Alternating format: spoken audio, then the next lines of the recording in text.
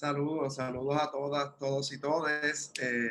Primero quiero agradecerle a Anthony, a Selena y a la familia de Casa Vegana de la Comunidad por extenderme una invitación a discutir varios temas que, como ustedes estarán viendo durante este rato que compartamos, tienen mucha relevancia para las organizaciones que nos dedicamos aquí en Puerto Rico al bienestar, la protección o la liberación de los animales.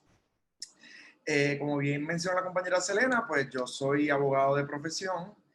Actualmente, entre todas las funciones que tengo dentro del movimiento animalista, la principal de ellas es que pues soy el mentor del Pro Bono Onda. El Pro Bono Onda, para que tengan ¿verdad? Una idea de a qué nos dedicamos, es una organización estudiantil de estudiantes que se están formando como futuros abogados y abogadas, dedicada a brindar asesoramiento y educación jurídica respecto a los derechos y a las protecciones que se le reconocen en Puerto Rico a los animales no humanos. Fundada desde el 2008, durante más de 10 años hemos servido como un brazo asesor a distintas organizaciones que trabajan por los derechos de los animales. He decidido titular el conversatorio, la reflexión que vamos a tener hoy, desde la ética animal hasta el derecho animal, reflexiones en torno al desarrollo del movimiento animalista. 3 puntos, ¿verdad? Quiero que tengan presente que durante esta reflexión que vamos a tener, son 3 los puntos que yo quisiera desarrollar. El primero de ellos va a ser cómo la sociedad humana se ha relacionado con los animales no humanos. Es decir, cuál ha sido nuestro comportamiento frente a los animales no humanos. Esos que, ¿verdad? Desde un principio, y lo vamos a hablar ahora, se han considerado como lo otro. Hemos pensado en los animales como distintos, como lo alterno a lo que somos los y las humanas. Segundo punto que quiero desarrollar es las implicaciones y la influencia que tuvo la ética animal y una serie de principios que se fueron desarrollando a través de los siglos en el derecho, en el sistema legal propiamente hablando. Para eso vamos a discutir un poco, ¿verdad? De los estatutos sobre protección y bienestar animal y ver de qué manera estos fueron influenciados y se moldearon a partir de unos principios éticos que desarrollaron unos filósofos y filósofas en los siglos pasados al siglo XX. Tercer punto que quisiera, ¿verdad? Y que voy a estar desarrollando este rato que estemos hablando y discutiendo, es cómo el movimiento animalista, que es ese cuerpo político, ¿verdad? Propiamente hablando, encargado de materializar esos principios éticos y de poner en marcha esa serie de estatutos sobre protección y bienestar animal que vamos a estar discutiendo ahora. Ok, comenzamos. Aquí, ¿verdad? Les muestro en una gráfica para que un poco puedan visualizar cuál fue el desarrollo de la ética animal. Y cuando hablamos de ética animal, nos hacemos referencia a ese cúmulo de conocimientos, discursos, principios e ideas que tienen que ver con la forma, como les mencioné antes, cómo nos comportamos frente a los animales no humanos. ¿Cuál es el trato ético y político que estos reciben por parte de los humanos en la sociedad? Los primeros que se lo plantearon fueron los filósofos griegos. Vamos a estar hablando de los estoicos, vamos a estar hablando de Aristóteles, de Platón. Luego vamos a pasar a la tradición clásica medieval. Kant, Descartes, Bentham, quizás ahí vamos a hablar un poco de un antes y después en lo que es ética animal. Luego vamos a hablar de los filósofos modernos y posterior vamos a pasar entonces a hablar de la posmodernidad, ya entonces filósofos de finales del siglo XIX y filósofos del siglo XX, para terminar entonces con los estudios crítico animal, que son, ¿verdad? Lo que propiamente me he dedicado a estos últimos años, que son esos estudios que heredan de la posmodernidad, de los estudios de construccionistas, y van, ¿verdad? Un poco rompiendo con esto que estas ideas que se habían desarrollado en torno al binomio animal frente al humano, o viceversa. Ok. Vamos a hablar un poco de cuáles son esos criterios, ¿verdad? ¿Cuáles han sido esos puntos de reflexión dentro de la ética animal como un campo de estudio? Primero, la pregunta que les hice al principio, ¿cómo tratar y cómo nos vamos a comportar frente a los animales no humanos? Eso va de cuál es el trato directo, ¿verdad?, que reciben en el día a día por los animales que tenemos más cercanos, que son, pues como ustedes saben, los animales domésticos, los animales de compañía, a cuál es el trato que le damos socialmente, estructuralmente, institucionalmente a todos los animales no humanos, incluyendo a los domésticos de compañía, pero también a los animales silvestres, a los animales salvajes y al resto de animales y seres vivos con quienes compartimos el planeta. Otro criterio importante dentro de la ética animal que vamos a ver bien presente en los filósofos y las filósofas que vamos a discutir más adelante son los deberes directos o los deberes indirectos, ¿verdad? Y vamos a ver cuál es la diferencia de cada uno de ellos. Otro criterio importante es el círculo de la moral, que ese fue, si pudiéramos decir, cuál fue la estructura, cuál fue la base para desarrollar la ética animal, pues era el debate entre razón versus sufrir, la capacidad de razonar versus la capacidad de sentir dolor, de poder sufrir propiamente. También otro criterio importante que debemos de tener en cuenta es la relación que hemos tenido históricamente con los animales. Y esto, ¿verdad? Muchas de nosotras que nos dedicamos a este tema de los derechos de los animales, sabemos que a través de la historia, los animales han servido por esa posición de otredad que les mencionaba, han servido para servirnos de diferentes formas, ya sea la criar animales para consumo, cautiverio, deporte, entretenimiento, la experimentación con los animales, ¿verdad? Que en el siglo XX cuando conocemos esos ejemplos más bárbaros, pero también hay evidencia, se ha documentado como desde mucho antes del siglo XX ya se estaba experimentando con animales no humanos. Otra forma que nos hemos relacionado, que hemos tratado a los animales, es en el trabajo. ¿Verdad? Muchas veces olvidamos esta forma de tratar a los animales que trabajan, por ejemplo, en los cuerpos de seguridad del Estado, los perros que trabajan con la policía, con los bomberos y con otras agencias, entidades del gobierno. Y otra forma es el tratamiento que hemos dado a esos animales que consideramos plagas. Otro criterio importante que debemos de tener en consideración es la percepción, la sensibilidad ética y política y la visibilidad. Esa percepción, y espero que ese sea quizás uno de los puntos principales que desarrollemos en esta discusión, es cómo esa percepción a través de los siglos, a través del tiempo, ha ido cambiando y si bien no hemos logrado abolir y terminar con la explotación de los animales, hoy día esa percepción ha cambiado y se ha transformado de una manera que ha mejorado el estatus de los animales en sociedad. En cuanto al asunto de la sensibilidad ética y política, pues precisamente esa toma de conciencia que ha sido guiada por la ética animal, más tarde por los derechos de los animales, esa rama del derecho, el derecho animal que les voy a hablar ahora, ha permitido precisamente, por un lado, mejorar la situación, el estatus jurídico, político de los animales, y también ha permitido dar más visibilidad a esa relación que anteriormente les mencionaba que hemos tenido con los animales, la cual, si fuéramos a utilizar una palabra, ha sido una relación muy perversa, porque se ha tratado de una relación principalmente de servidumbre. También importante que tengamos en cuenta el discurso en torno a lo otro, a la alteridad. También el reconocimiento por la similitud. Muchos de estos filósofos y filósofas que vamos a hablar ahora basaron sus teorías y sus postulados teóricos en cuán cerca, ¿verdad? Cuán cerca están esos animales de nosotros y cuál es la capacidad de estos de sufrir y de sentir dolor. Obviamente, y como vamos a ver, los animales que eran ¿verdad? Tenían más similitud con nosotros, que son los simios, recibían un trato distinto al cual recibirían, por ejemplo, los peces, los insectos, que son animales que porque no tenemos, no hay una similitud tan evidente como con los mamíferos, particularmente los simios, pues pasan a tener en ese grado de cercanía y de reconocimiento de agentes morales, de agentes, ¿verdad?, considerados por la ética animal, pues pasan a ser más bajos. También vamos a hablar del reconocimiento de una propia moral de los animales. Esto es muy importante particularmente para esos filósofos que vamos a discutir en la primera etapa, en la génesis de lo que es la ética animal.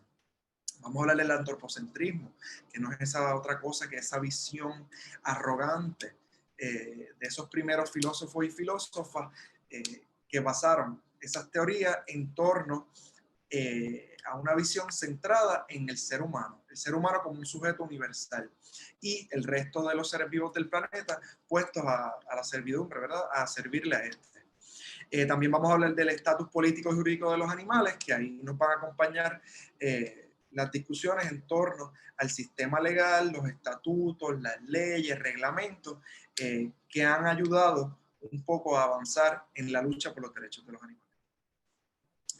Y como les decía, de los primeros, ¿verdad? La génesis de la ética animal es el pensamiento filosófico de la Grecia antigua. En estos primeros filósofos, en los cuales destacamos, ¿verdad?, la escuela de los estoicos, Aristóteles, a Platón, lo que primaba era la razón, la capacidad de un ser vivo de razonar. Con esto, ¿verdad?, va la inteligencia, la capacidad de sufrir, la capacidad de interactuar socialmente, la capacidad de crear política, ¿verdad? Ciertamente hablando, cuando hablamos de política nos referimos a ese estar en el espacio público, a ese estar intercambiando ideas para, ¿verdad?, estructurar cómo nos vamos a organizar como una sociedad, cuáles son las instituciones, ¿verdad?, cuáles son los grupos sociales y demás. Había una visión de mundo jerárquica en la que los animales, junto con las personas racializadas, ¿verdad?, las personas negras, las mujeres y los esclavos se encontraban en la parte más baja de esa jerarquía. Por ende, al estar en la parte más baja, se pensaba, y esto era el pensamiento que primaba, estaban en la parte más baja, su capacidad de razonar era mucho menor que la de los hombres. Por ende, estos no eran agentes morales, estos eran entes que estaban puestos solamente al servicio de los seres humanos. En esas primeras etapas de la civilización, vemos que servían particularmente para la agricultura, para la construcción de estas estructuras históricas que conocemos, y también para la guerra y para otras actividades que realizaban esas primeras civilizaciones, particularmente para expandir sus territorios en estas nociones de imperialismo y colonialismo que primaron en esas primeras décadas y esos primeros siglos de la historia de la civilización.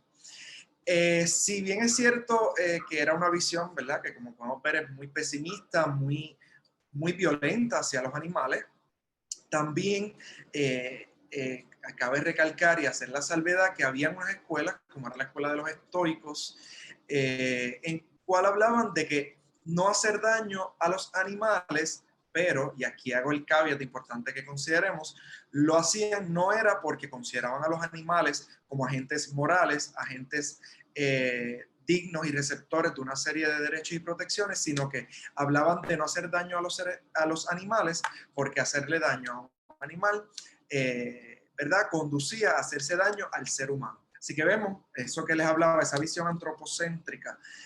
No era hacerle daños a los animales porque son animales, sino que no le hago daño a un animal porque eso, ¿verdad?, concluye en hacerme daño a mí y a mi alma y a todas estas visiones que tenían esas primeras civilizaciones de la Grecia antigua. Pasamos entonces a la tradición clásica medieval. La tradición clásica medieval, en esta primaban ¿verdad?, los filósofos religiosos, particularmente la mayoría de ellos católicos. Ahí les menciono a Santo Tomás de Aquino, a San Agustín. Con la tradición clásica medieval es cuando entonces comenzamos a ver que los animales sí iban a continuar siendo, estando en una situación de segunda clase en comparación a los hombres, pero en esta vez vemos que se empiezan a demonizar a los animales.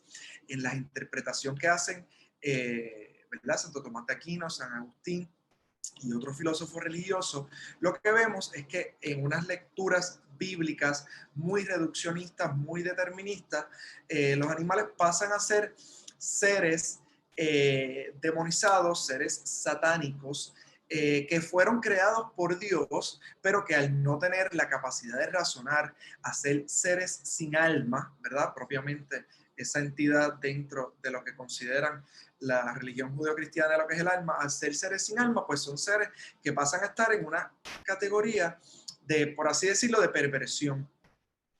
Y Y eso, pues, como saben, eso resultaba en que no era extraño que esa explotación de los animales aumenta durante el desarrollo del medioevo y de todo este periodo que consideramos como la época medieval.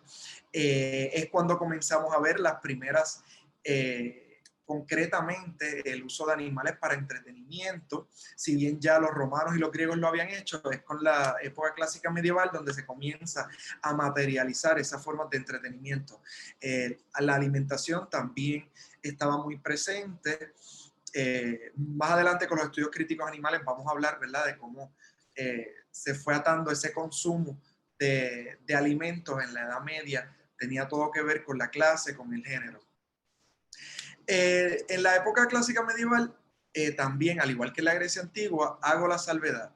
Habían algunos de estos filósofos que hablaban de no ejercer y perpetuar violencia contra los animales, pero al igual que se hacía en la Grecia antigua, estos no lo hacían porque consideraban a los animales como agentes morales, sino que no lo hacían porque, de nuevo, violentar a un animal podría abrir las puertas a violentar a los seres humanos. Así que, de nuevo, es una visión antropocéntrica lo que vemos, que conecta a estas dos iniciales etapas de la ética animal. Llegamos entonces a los filósofos modernos, que, como les dije, es donde vamos a ver el antes y después de la ética animal. El más conocido de ellos, bueno, debería ser los más conocidos, ¿verdad?, porque fueron Descartes y Kant. Descartes, como saben, y muy conocido por esa visión mecanicista con la que él abordaba los principios de ética. Él se refería a los animales como autómatas, como máquinas que no tenían sentimientos, que no tenían capacidad alguna de razón y por ende no tenían capacidad alguna de sufrir, de sentir dolor. En el caso de Kant, ¿verdad? Y ese filósofo tan importante, los animales no son seres racionales. Igual continúa esta idea de la razón, ¿verdad? Como les dije al principio, ese debate entre razón y sufrir. Pues Kant propiamente, en varios de sus textos, lo afirma: los animales no son seres racionales, por ende no son personas. Y si no son personas, son cosas.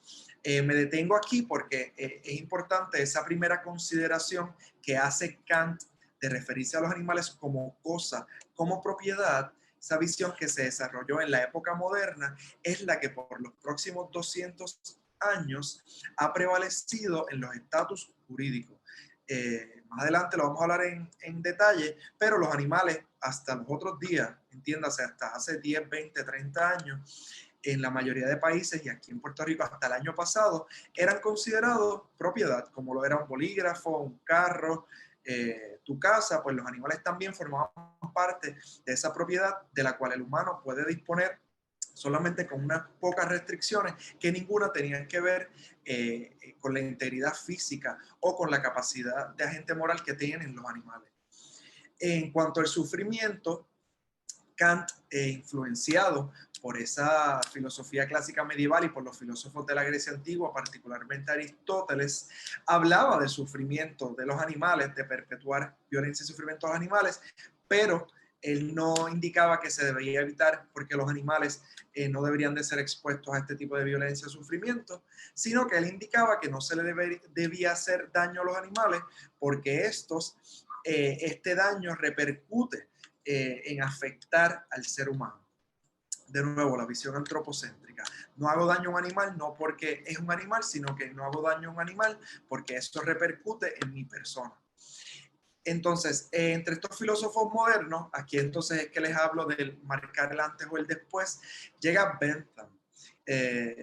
Jeremy Bentham es un filósofo muy influyente para las posturas utilitaristas, muy estudiado en la filosofía, no solo desde una perspectiva de ética animal, sino que también aquellos que nos dedicamos al estudio del derecho y las cárceles y demás. Pues Bentham ha sido una de las voces más influyentes por su idea desarrollada a partir de esa máxima que ya conocemos de los utilitaristas, que es maximizar la felicidad y minimizar el sufrimiento lo más posible. Gracias a esa visión de mundo y a esa máxima que desarrollan los utilitaristas como Bentham, es que lleva a que Bentham plantee esa famosa frase de que no es si los animales pueden razonar, no es si los animales pueden hablar, es si los animales pueden sentir, si los animales pueden sufrir. Y dice Bentham, si un animal puede sufrir, si un animal puede sentir, por ende, ese animal debe ser considerado moralmente. Esa postura de Bentham, como ven, muy distinta a la que había prevalecido en siglos anteriores, es la que abre la puerta, abre a una gama de posibilidades a desarrollarse la ética animal propiamente como la conocemos hoy día, que es una ética que reconoce a los animales como seres sintientes, como seres vivos, como les pongo aquí, dicho que pueden ser considerados moralmente. Luego de Bentham hay otros filósofos importantes, pero que lo que se dedicaron fue un poco a traducir o a reinterpretar sin aportar ningún postulado teórico tan significativo hasta siglo XX, entiéndase, hasta los años 60 y 70, que es cuando entonces comienza ese periodo que conocemos como la posmodernidad en términos académicos, en términos teóricos. Entonces, aquí ya filósofos que, ¿verdad? Esos nombres que pueden ver en la presentación ya un poco los deben de conocer porque han sido los teóricos y las teóricas que sirvieron de base para el movimiento animalista y para todas las organizaciones y para todos los debates teóricos que hemos tenido desde los años 70 hasta ahora, hasta el siglo XXI. Importante, destaco aquí en la posmodernidad a Derrida, muy conocido entre aquellos y aquellas que tenemos formación en sociología y en ciencias sociales. Derrida es de los primeros teóricos en decir, ya yo no me voy a, ya la filosofía no debe y la ética no debe preocuparse por el debate entre razón versus sufrimiento, sino que ahora el debate debe girar en torno a la forma en que hemos desarrollado el ustedes, nosotros, lo animal versus lo humano, la naturaleza versus la cultura.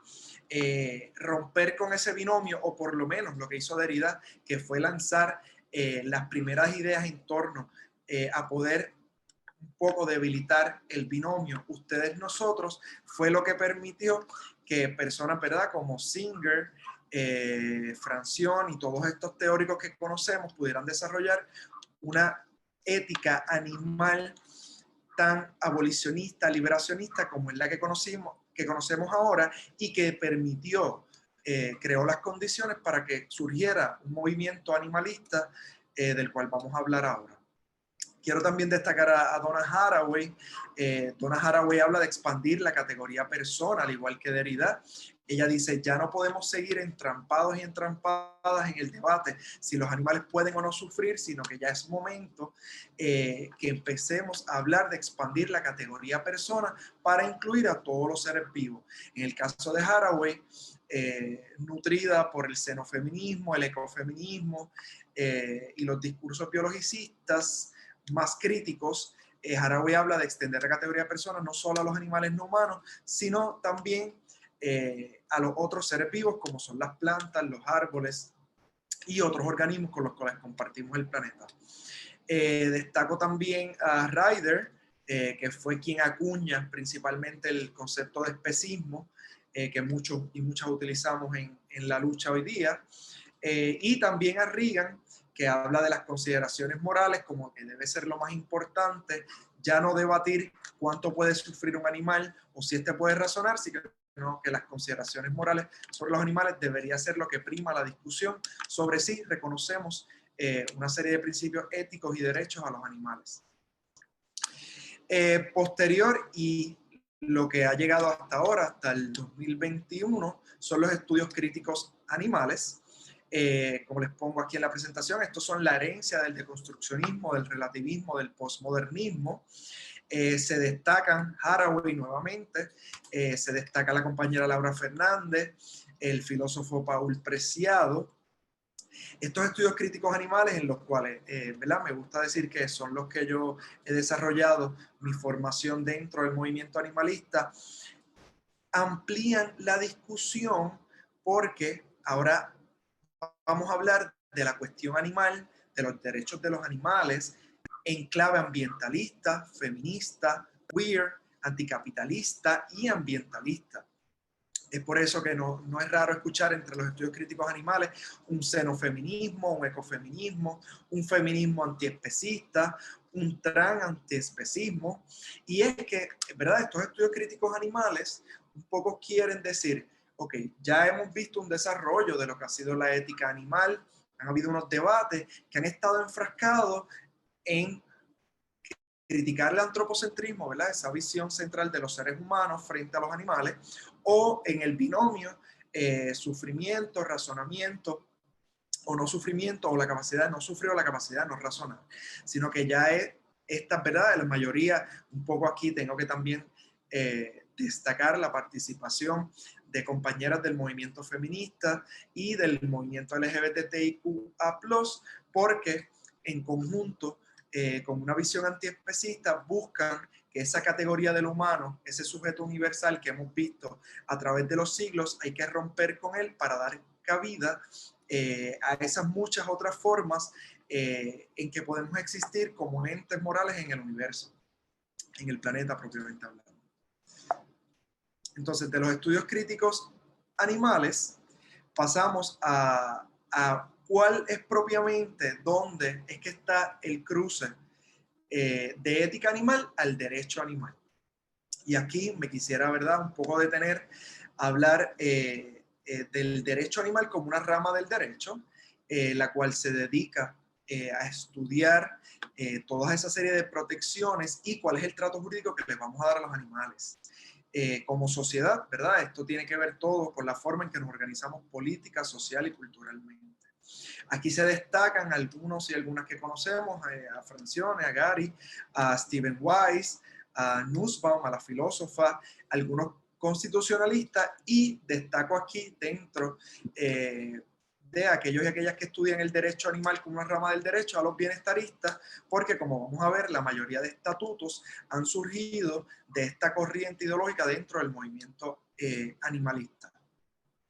Me gustaría, ¿verdad?, aquí que hablemos un poco de esos principios, de ese principio del derecho animal propiamente como una rama independiente del derecho dedicada a los derechos de los animales. Si fuéramos a decir, ¿verdad?, cuál fue ese paso de la ética animal como ese conjunto que vieron, que era un conjunto de debates, de ideas y de principios, materializarlos para, ¿verdad?, un poco mejorar la situación de los animales. Pues ese tránsito hacia el derecho animal se hizo a través de unos estatutos. Cuando hablo de estatutos, hablo de leyes, propiamente de normas jurídicas, que a finales del siglo XIX, mediados y finales del siglo XIX y principios del siglo XX, en Europa, Estados Unidos, América Latina y algunas regiones en el continente africano, se adoptaron unos estatutos bien básicos, bien primitivos, que criminalizaban el maltrato de los animales. Es decir, todas esas, sobre todo el maltrato físico, pasó a ser, ¿verdad?, penalmente relevante. Si a alguna persona se le encontraba culpable de haber maltratado a un animal físicamente, ya sea pegándole, ya sea arrojándole un objeto, causar cualquier daño físico a un animal, este iba a ser encontrado penalmente culpable.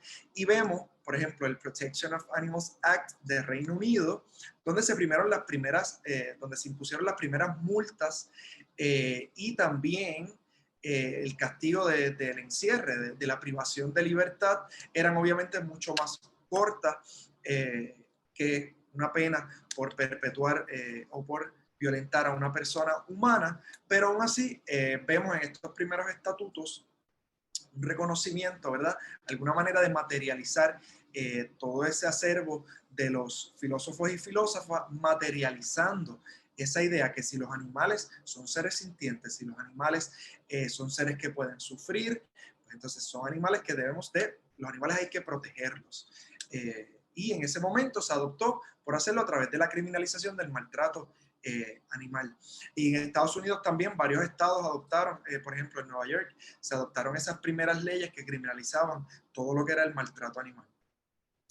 Ya entonces ¿verdad? Nos movemos al siglo XX, a la mitad del siglo XX. Podemos hablar propiamente del inicio del movimiento animalista. En esta etapa, ¿verdad? Más adelante lo vamos a profundizar sobre ello. Lo único que quiero destacar aquí es la influencia que tuvo el movimiento animalista, particularmente la corriente bienestarista, en la creación de los años 70 de las primeras leyes de protección y bienestar animal.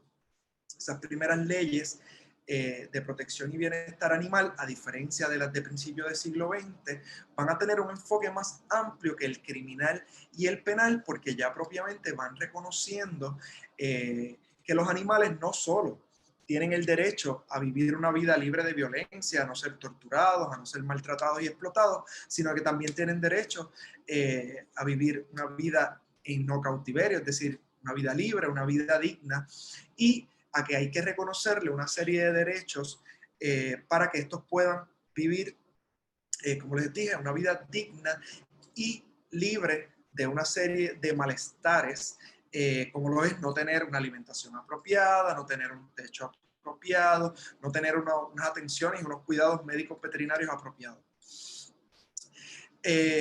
Importante también el derecho animal, la manera que materializa todos esos debates y esos principios éticos es, y lo comenzamos a ver desde los años 70, 80, es el reconocimiento de los animales como seres sintientes, como seres sensibles, lo que se tradujo en el abandono del concepto de cosa y propiedad. Como saben que les mencionaba que en los principios de la ética animal, a los animales se les consideraron como propiedad. ¿Verdad? Y eso era desde el siglo XV, siglo XVI, y no es hasta el siglo XX, ¿verdad? En los años 70, 80 del siglo pasado, que se comienza a problematizar gracias a los estudios de construccionistas, posmodernistas, esa concepción de los animales como cosa, como propiedad, para pasar a ser seres sintientes y sensibles. A pesar de que es en los años 70, no es hasta el siglo XXI, los años 2005, 2006, y en Puerto Rico, como saben, el año pasado, una reforma en el Código Civil, donde por primera vez en Puerto Rico, después de muchas décadas, los animales dejaron de ser propiedad para pasar a ser seres sintientes y sensibles. Eso fue gracias, ¿verdad?, a un movimiento animalista un poco dirigido por la ética animal y por el derecho animal, que en los años 70 comenzaron a plantear discursivamente y materialmente que ya los animales no eran cosas, no eran propiedad de los seres humanos, sino que eran agentes morales, seres sintientes, sensibles. El derecho animal también se encarga de lo que tiene que ver con la jurisprudencia, ¿verdad? Que esas controversias que llegan a los tribunales, que tienen que ver respecto a los animales, ya no solo de violencia, sino que también algunas que tienen que ver con los daños que se le puedan perpetuar moralmente a un animal. Quiero destacar sobre jurisprudencia, que cuando hablamos de jurisprudencia nos referimos a los casos, ¿verdad? Esos casos que conocemos en la radio, en la televisión, que leemos de ellos, demandaron a tal persona por maltrato de los animales, o se encuentran, ¿verdad? En Brasil demandaron al zoológico para la liberación de una elefanta o de un chimpancé. Pues aquí quiero destacar lo que son los habeas corpus. Yo sé que eso ha estado bien de moda en las últimas semanas, porque recientemente en México se presentó uno, pero el recurso de habeas corpus, que no es otra cosa que un recurso que reconoce el derecho anglosajón y el derecho civilista, de liberar a una persona, en este caso a una persona no humana, porque se encuentra ilegalmente privado de su libertad. Es un recurso novel,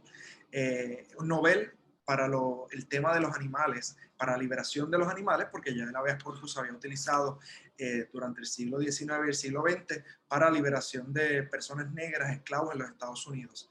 Pero es novel porque desde los años 70 y 80, que es cuando se postula teóricamente, y ahora más reciente, en los últimos 10 años, se está utilizando el recurso de habeas corpus para plantear ¿verdad? Acabar con el cautiverio de animales que se encuentran en parques zoológicos, ¿verdad? Y en cautiverio en otros escenarios, como lo son, por ejemplo, entretenimiento, SeaWorld y otras organizaciones que se dedican a encerrar animales con el único fin de exhibirlos para entretenimiento. Pues quería, ¿verdad?, hablarles de esa jurisprudencia de los habeas corpus, porque el derecho animal propiamente, haciendo una traducción de esos principios éticos que había desarrollado la ética animal, pues esta fue una de las maneras que pudo materializar ese nuevo cambio, esa nueva percepción que hay sobre los animales a partir del siglo XX. Entonces vamos a hablar ahora un poco del movimiento animalista, que es ese tercer punto que yo quería desarrollar con ustedes en esta breve reflexión que vamos a tener hoy. El movimiento animalista, como yo lo veo, es un brazo de acción. Si la ética animal y el derecho animal se encargaron de teóricamente y discursivamente apalabrar la situación de los animales, visibilizar y problematizar esas problemáticas, ¿verdad? De ellas, la explotación, el uso de los animales para trabajo y demás, pues el movimiento animalista llegó a ser el cuerpo político, el movimiento social que visibilizó y materializó las estrategias de lucha, ¿verdad? Para un poco, si ya sabemos que los animales han sido históricamente tratados como de segunda categoría, que han estado puestos para la servidumbre de los hombres, de la humanidad, de los seres humanos, pues entonces ahora hay un movimiento que surge, que se desarrolla con el único fin de abolir, de acabar con esa explotación de los animales en diferentes facetas. El movimiento animalista surge en los años 70, en los años 60-70, muy nutrido por organizaciones ambientalistas y organizaciones obreras. Podemos hablar del movimiento animalista como iniciativas, colectivos y organizaciones que trabajan por el bienestar, la protección y la liberación de los animales. Me gusta siempre hablar de estas tres facetas porque, como vamos a ver en unos minutos, el movimiento animalista se ha dirigido por tres grandes corrientes, han sido las que han dirigido los trabajos que ha realizado el movimiento animalista. Hablamos del movimiento animalista también como un conjunto de redes colectivas compuestas por activistas y organizaciones que ordenan sus acciones con el fin de generar, como les dije, ¿verdad?, unas transformaciones en el especismo que tiñe las diferentes esferas sociales, culturales y económicas. El movimiento animalista en un principio se organizó a través de protestas a circos, a parques zoológicos y a la industria de la moda, ¿verdad? El uso de animales para pieles, para vestimenta. Los inicios del movimiento animalista fueron, ¿verdad? Fueron muy radicales, si fuéramos hacia verlo, porque se trataba, ¿verdad?, de romper jaulas. Por eso, ¿verdad?, vemos esta foto, buscamos ahora, hacemos cualquier búsqueda en internet y vemos que los principios del movimiento animalista se basaron en estas organizaciones, una de ellas, quizás la más conocida, Frente a Liberación Animal, que se dedicaba a liberar animales que se encontraban en laboratorios, particularmente laboratorios que tenían que ver con el desarrollo de cosméticos. En sus inicios también el movimiento animalista se dedicó al cabildeo, es decir, a trabajar en las legislaturas de los diferentes estados. Aquí un poco me voy a enfocar en los Estados Unidos porque fue de los primeros, ¿verdad? Si así vamos a decirlo, fue de los primeros países en ver un movimiento animalista organizado con diferentes redes en diferentes estados de los Estados Unidos. Pues además de ese radicalismo de romper jaulas, protestas, manifestaciones, también vemos que hubo un intento de reformar, de hacer reformas legales, reformas legislativas para mejorar la situación política y jurídica de los animales. También dentro del movimiento animalista en sus principios hubo, y esto, ¿verdad?, muchas y muchos de ustedes que están conectados aquí lo conocen, había el intento de rescatar a los animales sin hogar, donde surgen las primeras organizaciones de rescatistas, también donde surge la primera, ¿verdad?, ese fenómeno de crear las colonias de gatos, recoger, esterilizar y devolver, como conocemos. También en principio en el movimiento animalista y particularmente influenciados, aquí les menciono, ¿verdad?, un poco, vayamos un poco más atrás en la historia, el veganismo, el vegetarianismo, y en esto pues Casa Vegana nos pueden dar lecciones sobre esto. También se intentó promover una dieta. Hablo aquí de con poco o ningún consumo de carne, porque en un principio del movimiento animalista, si bien habían activistas veganos y veganas, la mayoría de estos realmente hablaban de promover una dieta con poco consumo de animales. Más adelante, en las décadas, pues vemos que ha sido, ¿verdad?, dirigirnos concretamente al vegetarianismo y al veganismo, pero en un principio todavía se hablaba de reducir el consumo de animales. Hubo también campañas educativas para visibilizar los distintos rostros de la violencia contra los animales. Aquí pues muchos de ustedes y muchas de ustedes saben que PETA surge en los años 80 precisamente con esta idea de hacer campañas educativas en las diferentes facetas en las que los animales son utilizados y explotados. Un poco aquí les dejo unas imágenes para que vean cuáles fueron esos principios del movimiento animalista. Son unas imágenes que me gustan muchísimo porque reflejan, ¿verdad?, esa faceta, como les dije. Habían bienestaristas, habían liberacionistas y habían abolicionistas. Como ven en la parte de abajo, esa primera foto, son de las primeras fotos que se tienen documentadas del Frente de Liberación Animal. Ellos se dedicaron no solo a liberar chimpancés, conejos, roedores, sino que también liberaron perros que eran utilizados en la industria de la cosmetología. La imagen de arriba es de las primeras manifestaciones que organizó PETA sobre el uso de animales para ¿verdad?, consumo, y también consumo en la industria de la carne me estoy refiriendo, y también para la industria de la moda. Esto también es una reseña en el New York Times en los años 60, finales de los 60-70, cómo el movimiento de los animalistas estaba concretamente organizándose. En sus principios del movimiento animalista habría que destacar las aportaciones de la academia, particularmente la Universidad de Oxford. Muchas y muchos ambientalistas deciden enfocarse en los animales porque, ¿verdad?, por la experiencia que habían tenido con estudiando el medio ambiente, la rápida destrucción que se tenía del medio ambiente a partir de la industrialización, pues, ¿cómo no considerar dentro del ambiente a los seres vivos que están inmediatamente en el medio ambiente, que son los animales?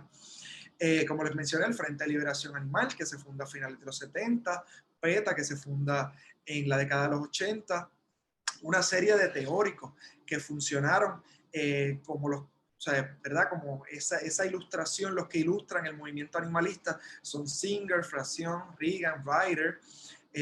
Nunca olvidamos, ¿verdad?, ese libro tan importante de Liberación Animal de Singer, que funcionó, y, ¿verdad?, lo digo un poco en forma jocosa, pero funcionó como la Biblia del movimiento animalista porque era un referente inmediato para todas las personas que se estaban uniendo al movimiento animalista que iniciaba.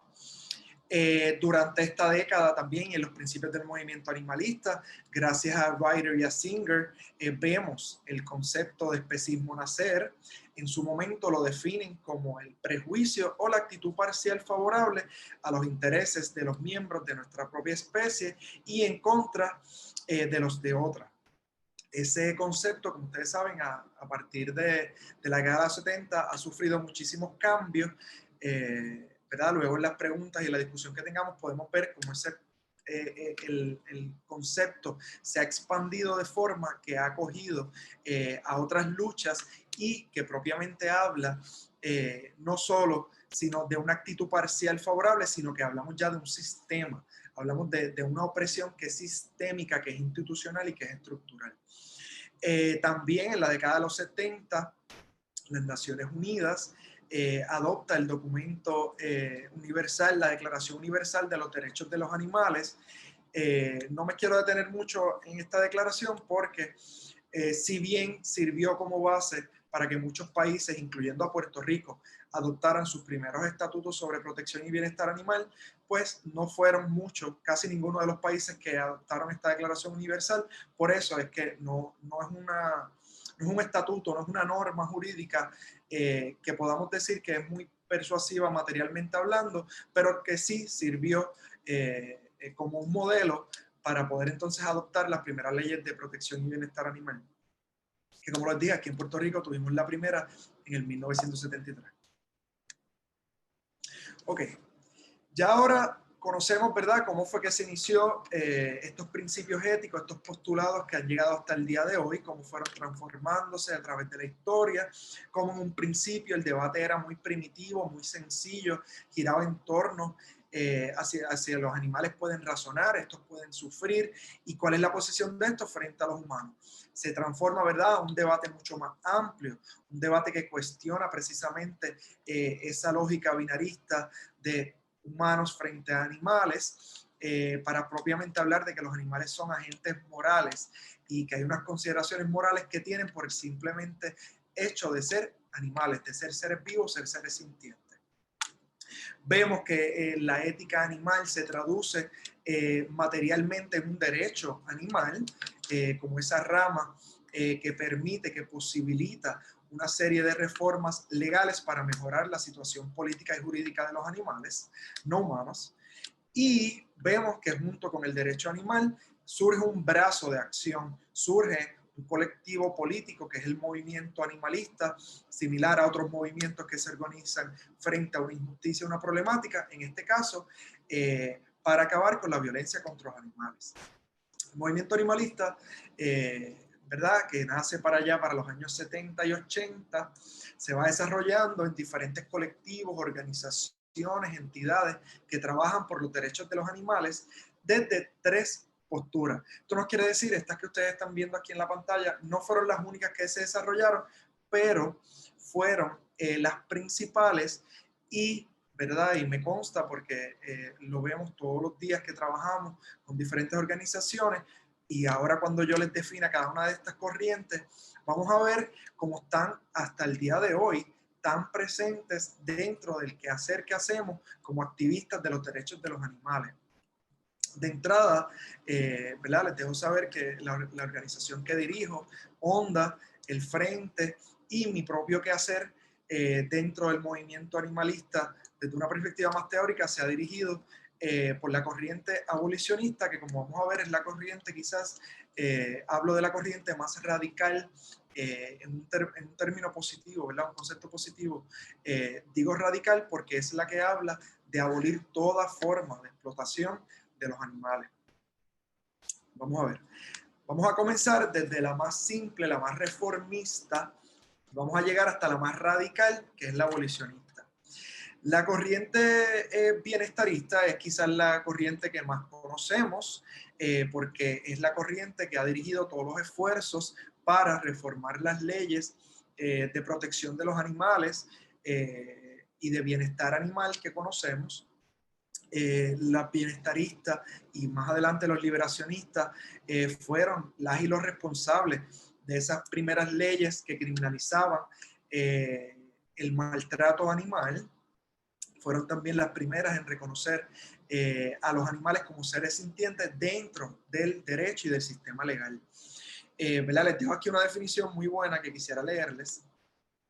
Los bienestaristas, ¿verdad?, ¿a qué nos referimos? Pues es esa corriente que postula que el trato hacia los animales debe ser más humanitario o menos cruel.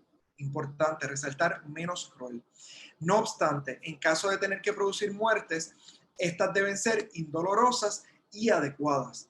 Bajo esta perspectiva, es moralmente aceptable para los seres humanos poseer y utilizar animales como alimento o para la experimentación, vestimenta y entretenimiento, siempre y cuando el sufrimiento innecesario sea evitado.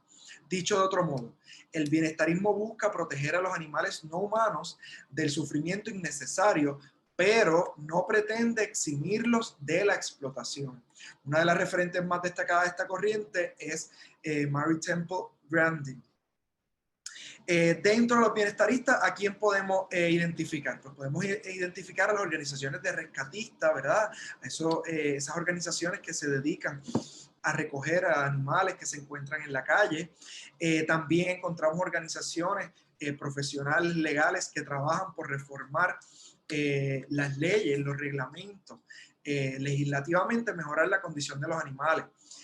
Podemos también, una organización internacional como es PETA, la ubicamos dentro de los bienestaristas, porque si bien PETA ha adoptado unos principios similares a los abolicionistas, como lo es el veganismo político, como lo es abolir el cautiverio y abolir toda forma de violencia contra los animales, PETA todavía sigue operando dentro del campo discursivo de las reformas legislativas, que como saben, a corto plazo, ¿verdad? Y aquí un poco, no quiero que se me malinterprete que el bienestarismo no es una corriente que ha hecho muchísimo por mejorar la condición política y jurídica de los animales, pero la manera en que lo ha hecho es con una visión cortoplacista, apostando a que reformando las leyes, reformando el derecho, la condición y el estatus de los animales va a mejorar en sociedad.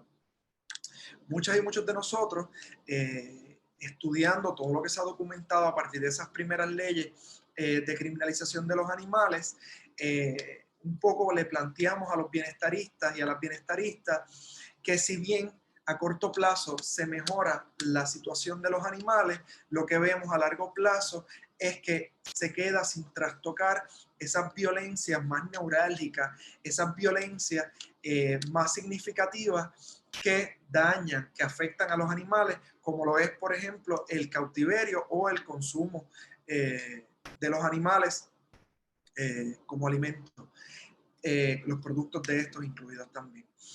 Muchos y muchas de las bienestaristas no tienen dietas de cero consumo de los animales, por eso no es raro ver organizaciones de rescatistas, y aquí no, ¿verdad? No hablo solamente aquí en Puerto Rico, sino hablo del bienestarismo a nivel mundial. Muchas personas que son activistas bienestaristas siguen consumiendo animales, sí han hecho quizás algunos cambios significativos, pero continúan consumiendo animales porque, de nuevo, no hablan de abolir toda forma de sufrimiento animal, sino que aquel sufrimiento que es innecesario.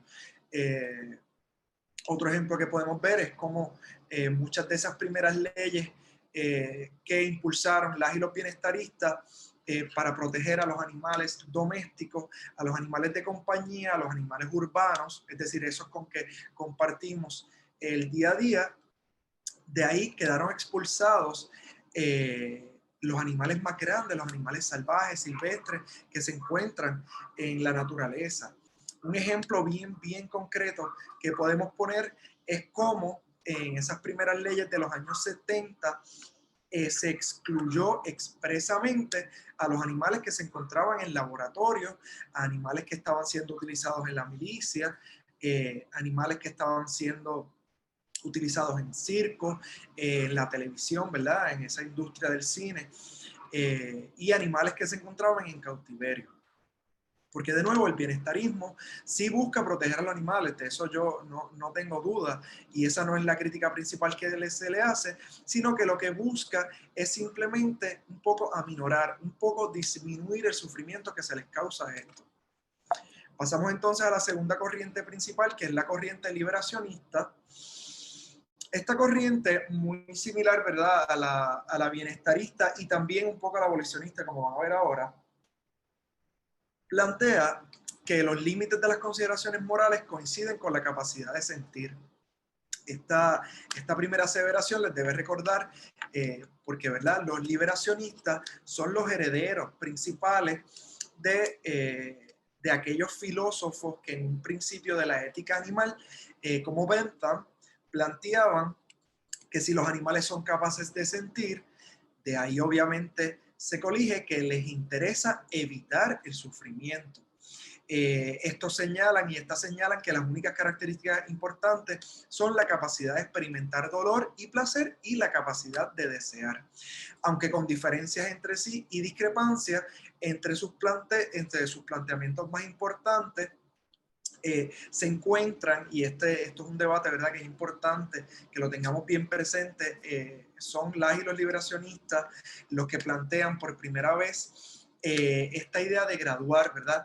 ¿Cómo reconocemos la sintiencia en los animales? Pues lo debemos de hacer a partir de unos principios de graduación. Unos principios de graduación se refiere a que van a haber unos animales, los mamíferos particularmente, los simios, chimpancés, gorila, ¿verdad? Y estos otros están más cerca a los seres humanos porque estos han desarrollado una serie fisionómicamente, psicológicamente, emocionalmente, y también la interacción social y política de esto es mucho más similar a la de los seres humanos.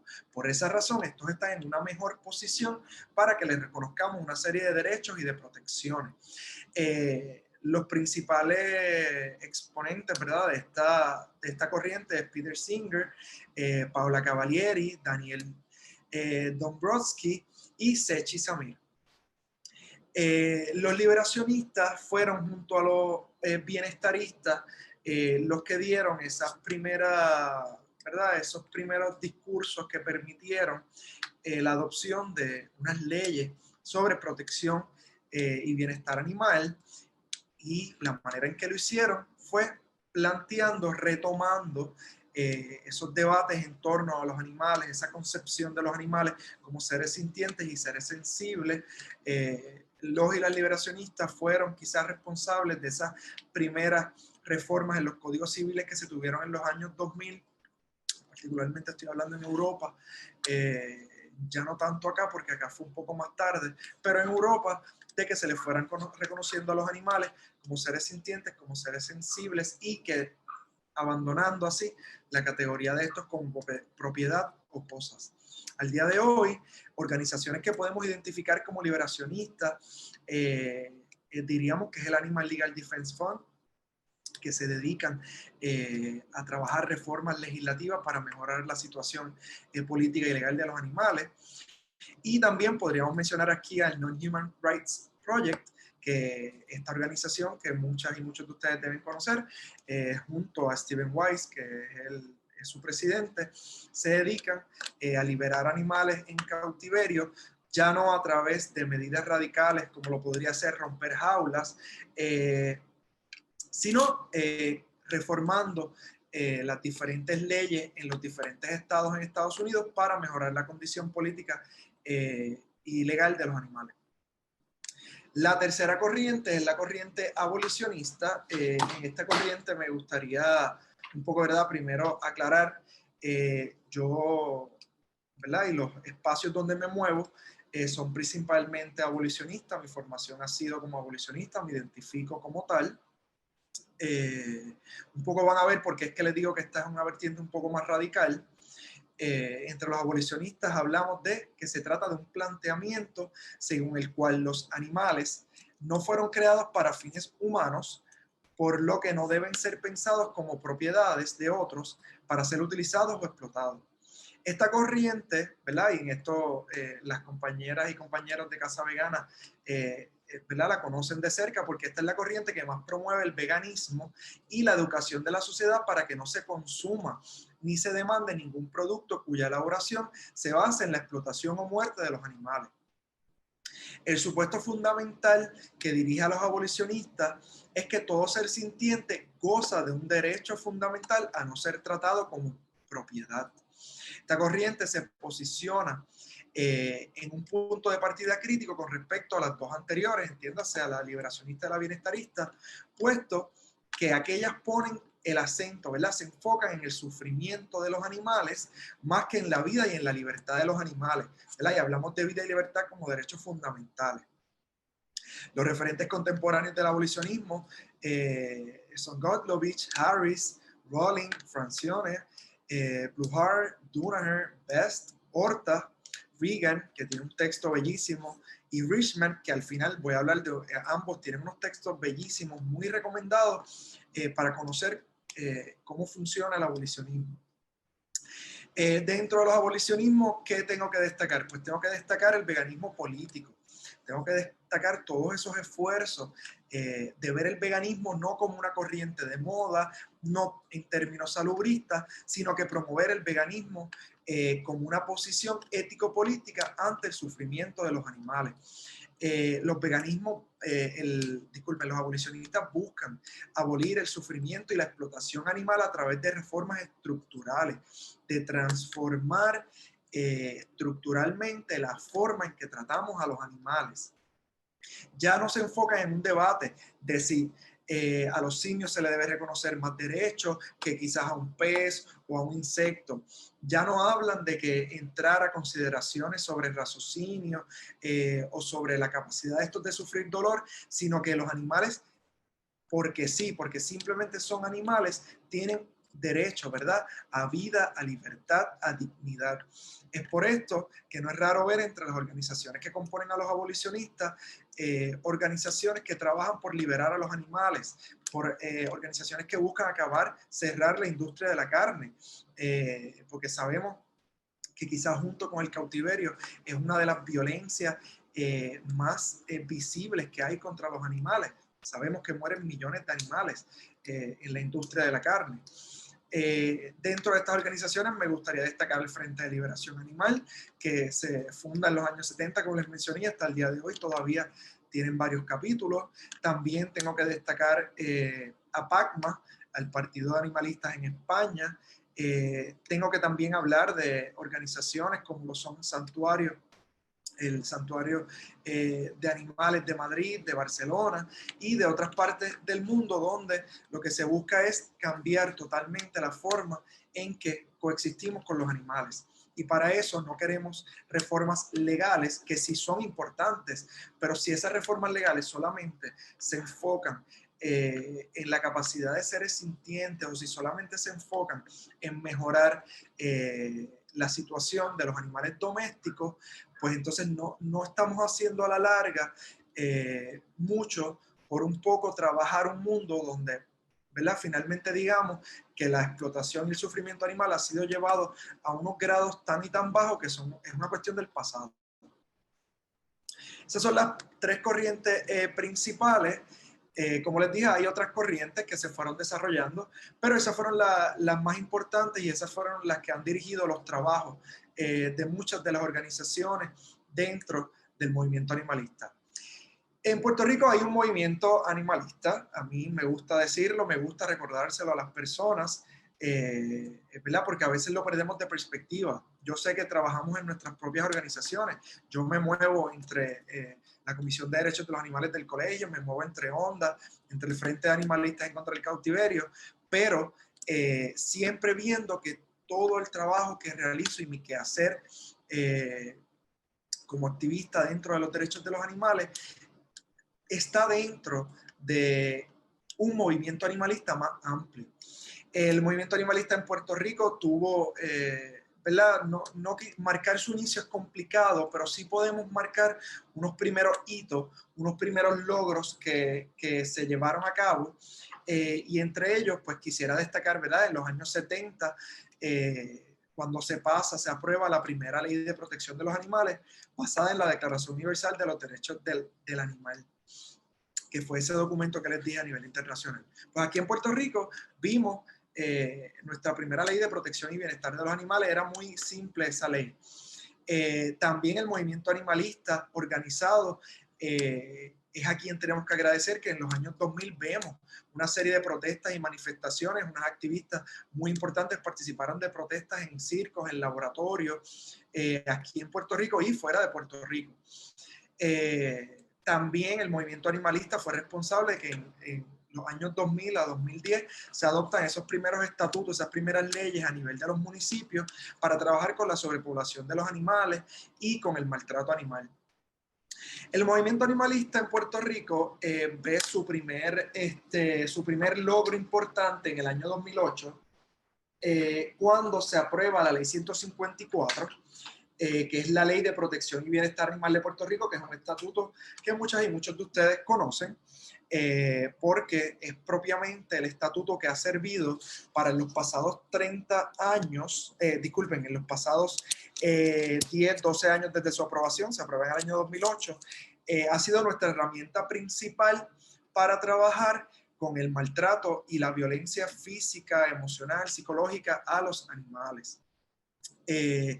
Esta ley que se aprueba muy vanguardista, como bien dice su texto, fue gracias a que había un movimiento organizado que habían unas activistas, y ¿verdad? Hablo en femenino porque fue gracias a la aportación de activistas mujeres dentro del movimiento animalista que lograron la aprobación de esta ley tan importante. También el movimiento animalista es protagonista de la reforma del Código Civil del 2020, que es cuando propiamente dejamos de hablar de los animales, tan reciente como el año pasado, de animales como seres que son propiedad, que son cosas, a seres sintientes, seres vivos. Vamos a ver, se aprueba recientemente, obviamente no ha pasado ni un año desde que hubo esa modificación en derecho, pero sabemos que van a haber unos cambios importantes a raíz de eso. El movimiento animalista en Puerto Rico también es responsable, y Casa Vegana de la Comunidad siendo una de esas organizaciones, promover el veganismo desde su faceta política, como una postura ético-política en contra del sufrimiento que se perpetúa a los animales en la industria de la carne. En el movimiento animalista en Puerto Rico también se está dando en la academia, ¿verdad? Propiamente en las universidades se está dando una serie de colaboraciones con los estudios feministas, con los queers anticapitalistas, en clave antiespecista y particularmente abolicionista. Dentro también del movimiento animalista en Puerto Rico, tengo que destacar la lucha por el cierre del zoológico, y particularmente esto que se inició en los años 2017, aquí en verdad quisiera destacar a la compañera profesora Zair Pujols, que es cuando se inicia propiamente la lucha por el cierre de los parques zoológicos en Puerto Rico, en especial el zoológico de Mayagüez, pues siendo este el más grande y el más animales que tiene en cautiverio. Un poco para que vean, distingo los colores, los primeros puntos están marcados, no los resalto en negro oscuro porque responden más bien a esas corrientes liberacionistas, bienestaristas, para que vean un poco, se trata de reformas legales y demás, y los otros los marco en negro porque ya estos son abolicionistas, ya esto un poco van sobre la médula de hacer transformaciones estructurales e institucionales a la forma en que tratamos y nos comportamos con los animales. Bueno, a mí siempre me gusta terminar haciendo mis presentaciones un poco haciendo recomendaciones de lecturas, y en este caso pues les dejo aquí las lecturas más importantes que yo considero que se deberían de tener ¿verdad? De tener en sus bibliotecas personales, si quieren conocer más de cómo se ha desarrollado la ética animal, el derecho animal y el movimiento animalista. Estas son las más importantes. Destaco el Manifiesto Animalista de Corinne Peluchon, La política sexual de la carne de Carol Adams, Hacia mundos más animales de Laura Fernández y El veganismo en un mundo de opresión de Julia Felipe-Breck, que es bellísimo ese último texto porque habla, si se han dado cuenta, todos mis ejemplos han sido muchos de Europa y Estados Unidos, pero Julia Feliz trata de visibilizar todos esos esfuerzos del movimiento animalista en el sur global, entiéndase en Latinoamérica y en esos otros países que hablamos cuando decimos sur global. Hasta aquí mi presentación. Estos han sido quizás los puntos más importantes. No he querido hacer una reflexión exhaustiva. Esta reflexión va a continuar y debe de continuar, pero quería que se llevaran quizás unos puntos principales para iniciar un debate muy importante en torno a estos asuntos, porque de nuevo, el movimiento animalista tiene que estar nutrido no solo de una preparación política y de una organización política, sino también de una organización respecto a unos postulados éticos, jurídicos, sociales y culturales que son importantes que se tengan. Y pues mi idea principal es que con esta discusión que iniciamos hoy la vayamos teniendo en los próximos años y vayamos solidificando el movimiento animalista. Así que nada.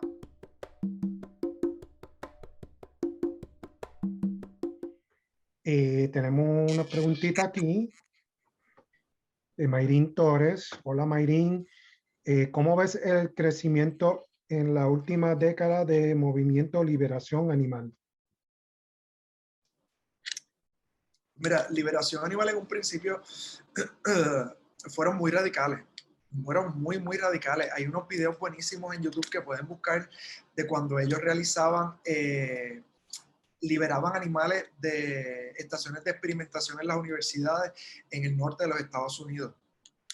En un principio fueron muy, muy radicales. Con el paso del tiempo, hemos visto un poco se ha debilitado el movimiento, no tanto en su capacidad de generar una discusión importante alrededor de la explotación de los animales, pero sí en su capacidad organizativa ya no es muy usual ver que estén liberando animales en parques zoológicos o liberando animales en universidades. Así que un poco, si lo digo así, ¿verdad? En una forma, se ha aguado un poco el movimiento en ese sentido.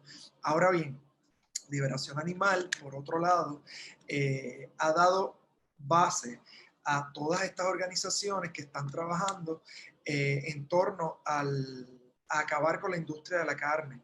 Liberación Animal Europa, por ejemplo, organizan una vigilia que son tan desgarradoras como necesarias cerca de mataderos, y también han trabajado por promover más negocios veganos de no consumo de animales. Así que un poco, si se ha aguado un poco en sus estrategias de lucha, yo digo, ¿verdad?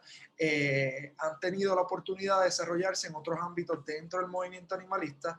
Para mí, Liberación Animal sigue siendo una organización muy, muy relevante. Aquí en Puerto Rico tenemos un capítulo importante, no tiene muchos integrantes ni muchas integrantes, pero todavía es relevante las aportaciones que han hecho ¿verdad? Y que participan de diferentes colectivos en los que estamos. Gracias por la respuesta. Y aquí tenemos la licenciada Vivian González Méndez.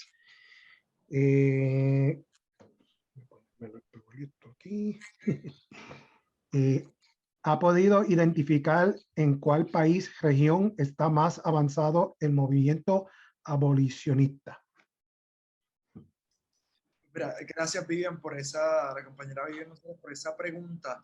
Muy buena esa pregunta, porque eso, una, nos pone la tarea de que tenemos que ampliar los estudios comparativos que, ¿verdad? Las personas que nos dedicamos al tema de derechos de los animales desde una perspectiva más académica, pues no, eso es un reto, una invitación a que ampliemos. Pero lo poco que se ha documentado del momento, tendríamos que necesariamente hablar de España, porque es donde se ha logrado institucionalizar muchos de los reclamos del movimiento animalista en su corriente abolicionista. Se ha institucionalizado a tal punto que tienen un partido dedicado exclusivamente a terminar con la explotación de los animales, un partido que, si bien no ha logrado llegar a nivel de España completo, sí han logrado algunos concejales a nivel de cada una de las comunidades. Y eso es un logro, porque materializaste una lucha que estaba en el plano social, político, la lograste llevar a las instituciones, que es donde se pueden realizar esos cambios estructurales que buscan los abolicionistas. Junto con España, pues obviamente tendríamos que hablar de los esfuerzos de Sudamérica, donde hay un movimiento animalista, particularmente entre Argentina y Brasil, donde han podido un poco prescindir, y esto es bien importante mencionarlo, y de nuevo lo hago con una crítica ponderada, han podido prescindir del mascotismo, que es ese concepto bellísimo que lo conocí hace unas cuantas semanas y me he quedado con él, que se refiere a ese afán de cierto sector del movimiento animalista en dirigir todos sus recursos hacia trabajar con animales domésticos y animales de compañía, dejando fuera animales en la industria de la carne, en el entretenimiento, en la experimentación, o los que están privados de libertad. Así que destaco a España y a Latinoamérica porque, de nuevo, han logrado ampliar esa ventana de posibilidades para el movimiento animalista, visibilizando no solo que los animales de compañía domésticos también necesitan nuestra atención, sino que, aún más importante, aquellos que están privados de libertad, ya sea porque están en la industria de la carne, en parques zoológicos, en la industria cosmética, o siendo utilizados en experimentación con otros fines tan cercanos como lo que vimos en estos últimos años, en los últimos meses, con lo de la vacunación, que no por eso en ningún segundo se me piense que estoy en contra de la vacunación, pero al igual que Gary Francione y que otros filósofos, estoy a favor de la vacunación, y sí, hay unos postulados bellísimos morales que tenemos que hablar sobre ellos, y yo quisiera que dentro de 20 años, primero, no hubieran pandemias, y que cualquier opción médica que encontremos no sea a expensas del uso de los animales.